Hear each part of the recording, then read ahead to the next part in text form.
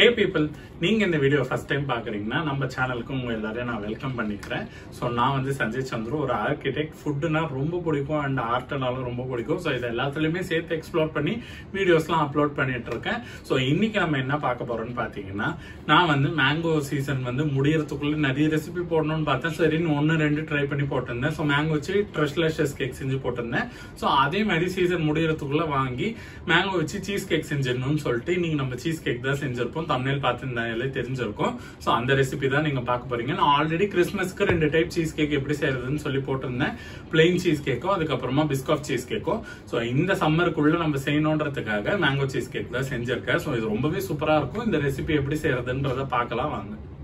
இந்த cheese cake செய்யறதுக்கு first நம்ம பேஸ் வந்து இந்த பிஸ்கெட் லேயர் செய்ய போறோங்க.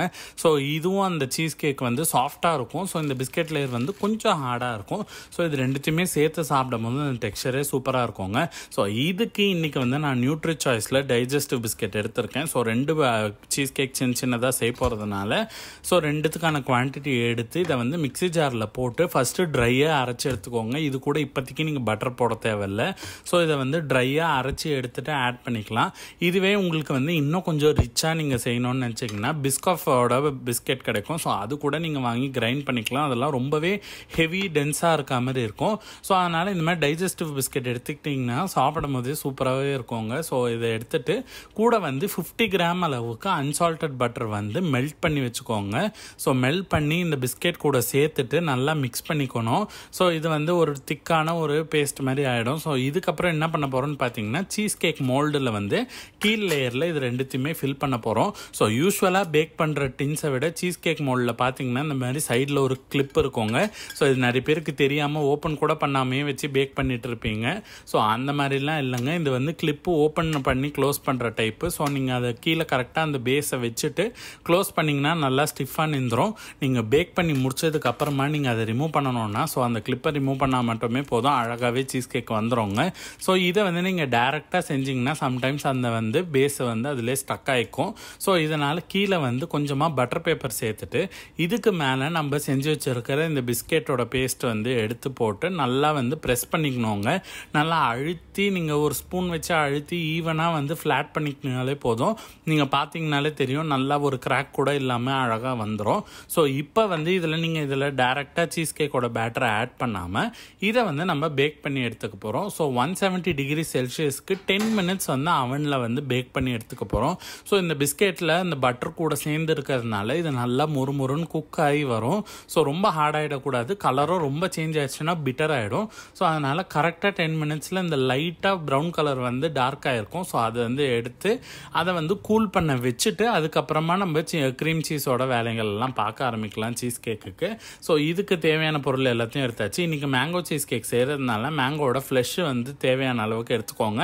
ரொம்ப எடுத்து அந்த சீஸ் கேக்கோட ஃப்ளேவரை மாற்றாமல் லைட்டாக சட்டிலாக போட்டால் ரொம்பவே நல்லாயிருக்கும்.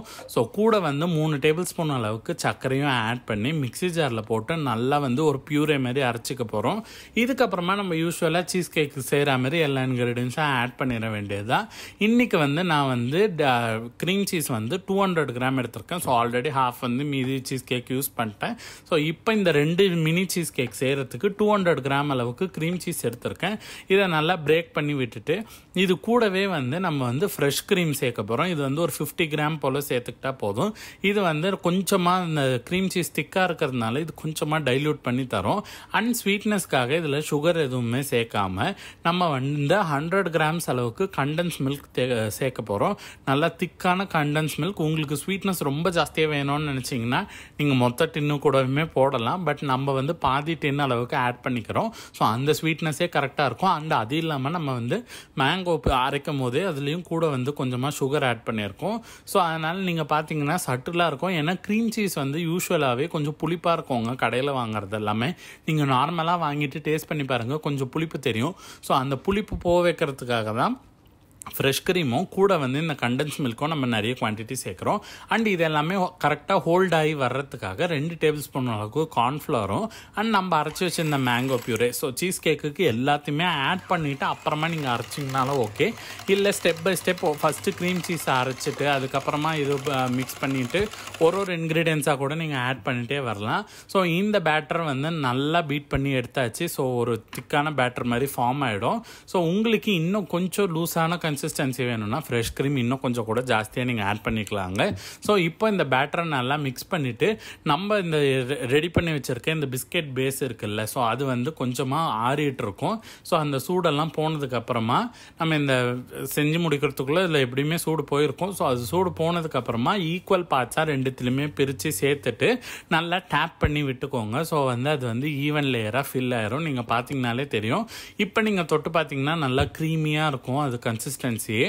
அண்ட் இதை வந்து பேக் பண்ணி எடுத்தோடனே கொஞ்சம் திக்காக இருக்கும். அண்ட் நம்ம ஃப்ரிட்ஜில் செட் பண்ணி ஒரு நாள் விட்டோம்னா நல்லாவே செட் ஆகி வந்துடுங்க சீஸ் கேக்கு.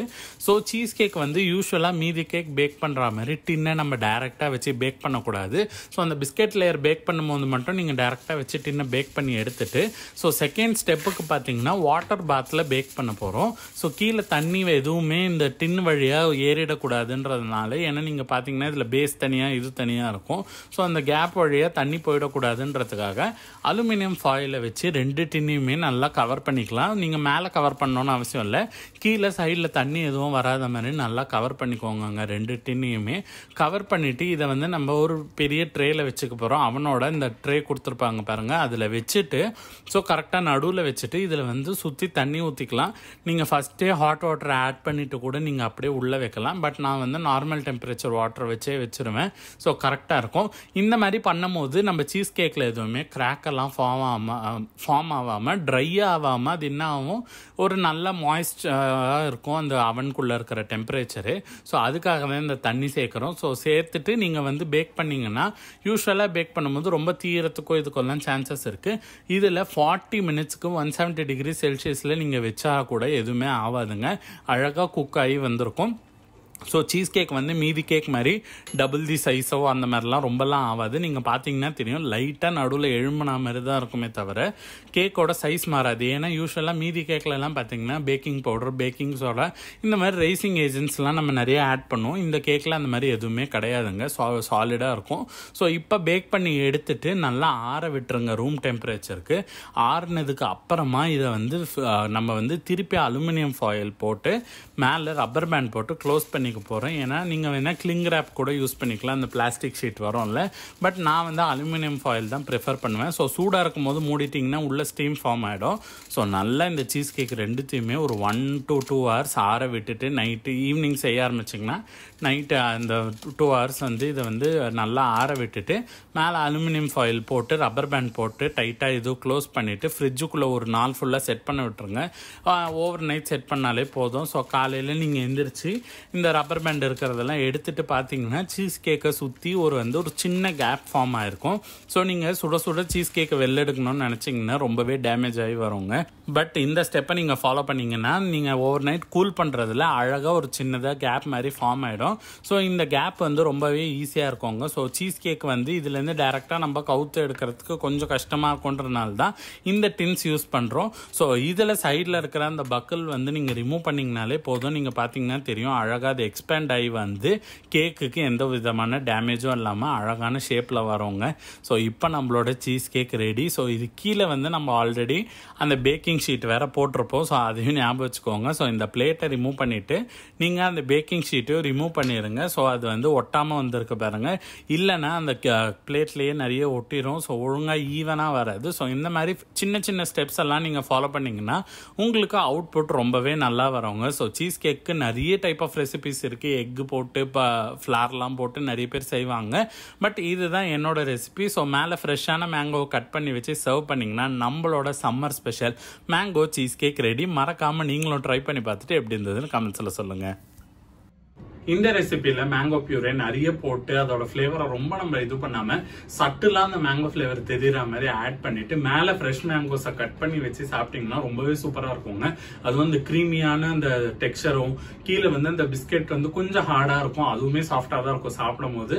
ஸோ அவ்வளோ மெல்ட் இன் த மவுத் மாதிரி இருக்கும். ஸோ நம்ம அவ்வளோ வாயில போட்டாலே கரையிற மாதிரி இருக்கும். ஸோ நீங்களும் ட்ரை பண்ணி பாருங்க, உங்களுக்கு இது ரொம்பவே பிடிச்சிருக்கும். ஸோ இதே மாதிரி மேலும் பற்பல இன்ட்ரெஸ்டிங் ரெசிபி வீடியோஸ்லாம் நான் போடுறேன்.